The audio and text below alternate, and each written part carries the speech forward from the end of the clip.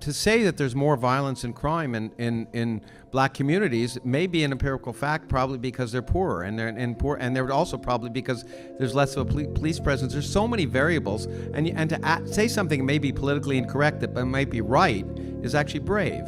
And I think, and it's worth exploring to see whether that's the case. And maybe we should do something about it as a society. They're debunked. I'd really love to see your research on that. I'm talking. Anyway, you'll have your time later. No, none of these studies have been debunked, and that's why I cited several finding similar results, including systematic reviews and meta-analyses. So we keep that in mind. You spent a lot of time arguing that original sin is disgusting in child abuse. What research shows that the belief in original sin leads to harmful effects, is what I would want to ask you. You may not like this, but if you actually read some historians of science, Noah J. Ephron, James Ungariano, Edward Grant, they'll tell you, surprisingly, the belief in original sin was crucial for the development of the scientific method. You can read Of Popes and Unicorns by James Ungariano, Noah J. Ephron's chapter, and Galileo Goes to Jail and Other Myths. They point out is that the idea of original sin convinced a lot of early scientists that they were fallible. They had to keep doing constant experimentation to verify their results. And they conclude that belief and other Christians' belief helped develop science, including the scientific method. So you should be thanking Christianity and the doctrine of original sin. You mentioned things like atheism is parasitic. It cannot survive by itself unless it has a host that it can suck and eat and consume a worldview from. Just like the government, it can't subsist on its own. It needs citizenry to work and do hard work and make money, and then they can tax them and not give them anything of value from nothing, and it makes sense. And evolution was just a blind thing, but it made his brain, and he trusts his brain to figure out these things, but it was never made to figure out these things. All of these things are like the pillars on the house that Richard Dawkins is building his atheistic house on.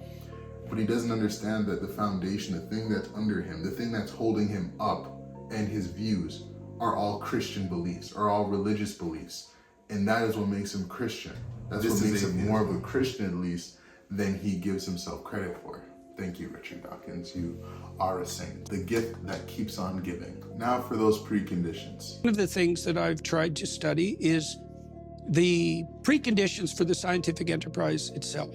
You appeared to agree with Alex that there might be presumptions, axioms that need to be accepted.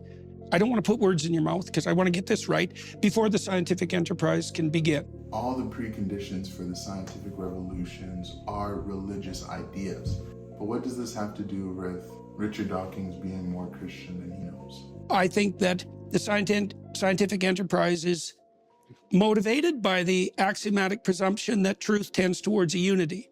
I think that it's predicated on the notion that there is a logical order that's intrinsic to the cosmos, that fundamental order is good, that it's intelligible to human beings, and that discovering that order and aligning ourselves with it makes for life more abundant. Jordan Peterson talks about unity. I'll try to break it down, but I don't know exactly what he's saying. It could be, for instance, that we see unity in science, we see constants, we see gravity working on Earth and gravity working in space, even though gravity on Earth pulls things down. And instead of gravity in space just pushing the moon far away, it actually stays in its orbit because of Earth's gravity. Science tends to a unity because God is one. The universe is intelligible because God is intelligent, and he's an intelligent creator. We are the type of creatures and beings that can understand it because God made us in his image, and God has blessed us and endowed us with intelligence and logic and reasoning and wisdom and understanding. And it's good to know this. It's good to figure out the secrets of the universe because God is pleased when we figure out more and more about him and how he works. And isn't it so cool that God did it like that? Look at the double helix. Look at the perfect ratio.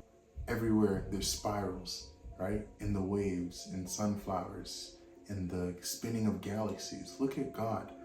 It's so amazing, so beautiful. Isn't this so wonderful? This is why we're here. This is why science is here.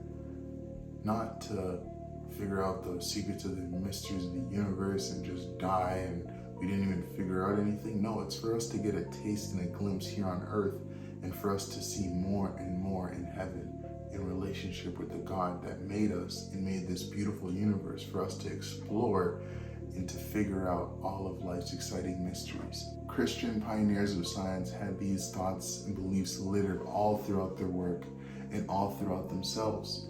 This is what kicked off science. We needed God to kick off the modern science revolution. So where did Richard Dawkins get this idea that he takes for granted? Not from atheists. Remember, guys, what atheists say. Atheism is not a belief, it's a lack of belief. It's negative. It has no positive claims. So his beliefs in this could not have come from atheism. He ultimately got those beliefs from theists and from Christians. And that is why Richard Dawkins is more of a Christian than he gives himself credit for.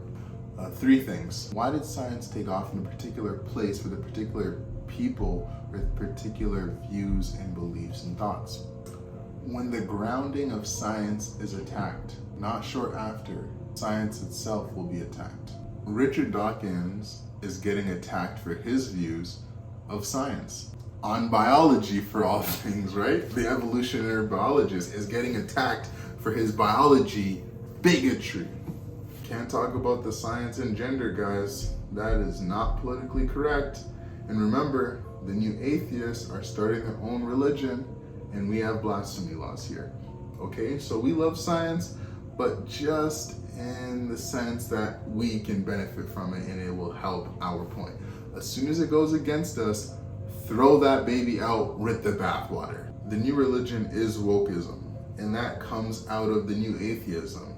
The new atheism is the parent, wokeism is the baby, everything is subjective, there's nothing objective, and anything can change to our whims. They're just taking your worldview to the logical conclusion that it brings you to. Like, two men can have a baby.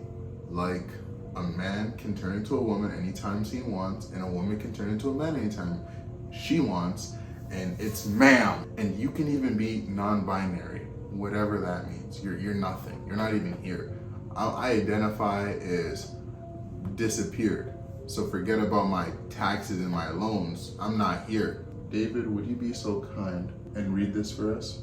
From the Telegraph, Richard Dawkins quits Atheism Foundation for backing transgender religion. Scientist accuses U.S. group of caving in to hysterical squeals of cancel culture.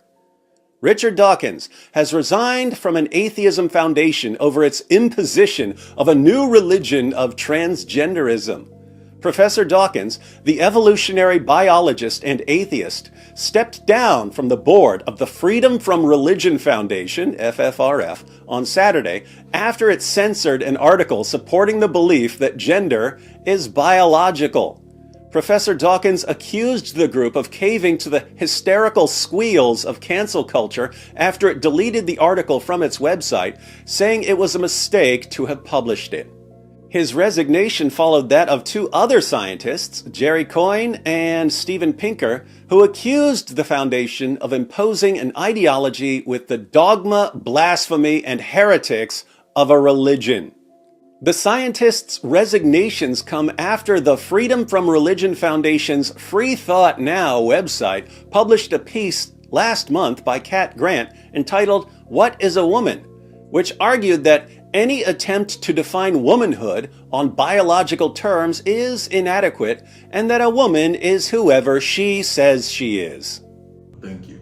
And Richard Dawkins even agrees with Jordan B. Peterson. Here, let's play the clip again, but the extended version. You haven't had to be concerned with the mythological substrate in your lifetime in some sense because it was intact. Yeah. And so the universities could flourish and you had your freedom, remarkable freedom to pursue your scientific enterprise wherever you wanted, and people lauded you for it. Like that time is threatened, and seriously so. Back in the day when men were men and women were women and things made sense, atheists and Christians could always argue about this, but atheists felt at home in the Christian ethos because we wouldn't hit them with blasphemy laws if they disagreed with us. But the woke left will hit you with blasphemy charges And they will ruin your whole life if you say two men cannot have a baby and gender is something that you're born with and you're stuck with it. And now science is suddenly under attack because there's a new generation coming in that doesn't have those preconditions and those presuppositions for science,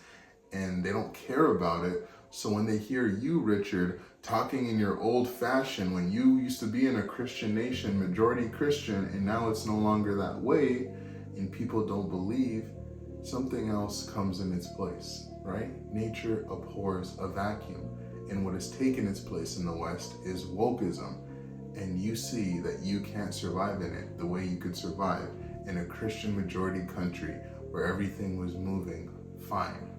But you dream about turning every country non-religious and taking away the Christianity and taking away the faith, even though you see what it's doing to your own life and to your own country, especially in England.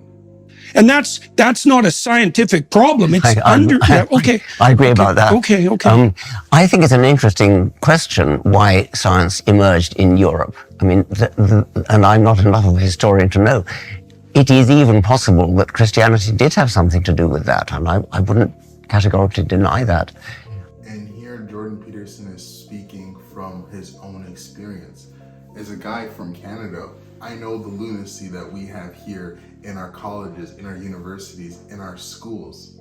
Jordan B. Peterson, the College of Psychologists of Ontario, said you cannot come back, you cannot practice unless you go to re-education camp to get these crazy views out of your head that biology exists. Psychologists, evolutionary biologists, physicists, theoretical mathematicians, whatever. You guys cannot say what you want to say, and even the science of what you want to say, even if it's true and it's right, you're seeing that your right to say it is being taken away. The people that decide what you can or cannot say is whichever group is the angriest and loudest, and it's usually a bunch of atheistic material leftists. Are we getting any closer to that nirvana that the atheists were telling us about, that the new atheists were saying would happen as soon as we threw away the shackles of religion and took up enlightenment and science?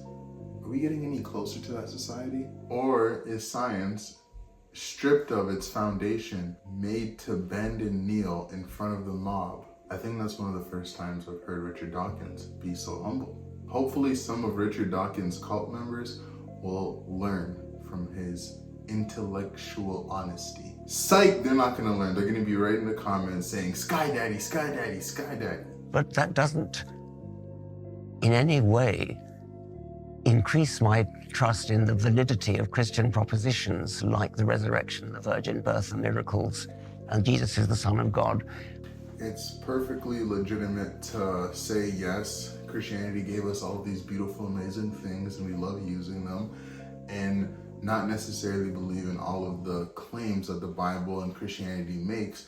That's separate from that. That's completely fine and logical to say that you haven't studied enough about those particular things to give an answer. But you can take for what it's worth that Christianity did bring the scientific revolution and morals and all these other things that we love and take for granted. Christianity may have had some kind of historical facilitating effect that led to the Renaissance, that led to the scientific revolution, and that would be a very interesting historical analysis, but it doesn't bear upon the truth of the propositions of the Christian religion. It doesn't bear truth on the propositions of the validity of the Christian religion. Some of the views of Christianity has massive scientific backing, scientific confirmation. And you can say just because Christianity got some ideas right doesn't mean they got everything right, and that's fair. But the ideas that Christianity did get right were derived from Christian theology. But I also wouldn't say that just because Christianity got these really, really huge ideas right doesn't have anything to do about the other ideas that it claims to be correct. I think there's some correlation there. But you may want to take a minute, your eternal salvation, to see if these claims are true. Because if Christianity got the big things right, it's probable that it got the little things right. And they're all interconnected at the end of the day, so they all mesh and seam together seamlessly. Since the preconditions of science are religious in nature, and these ideas make absolutely no sense on a materialistic worldview, which again, atheism cannot be a foundation for anything. It's a lack of a foundation. It's a lack of a house, a lack of an idea, a lack of belief. This microphone is an atheist. It's lacking a lot. But maybe now would be a good time for the new atheists to stop screaming in our ears that they're the champions of science and Christians are these backwards people that don't believe in science and it's just God did it. I don't know why it thunderstormed. God did it. Why is it hot outside? Because God is making hell outside. No, that is not Christian. That is not why the scientific revolution took place. These men wanted to know how the world worked, and they weren't just good enough saying God did it. They already knew that. They wanted to understand how God did it. Atheism did not create or make any of these beliefs. Atheism is parasitic.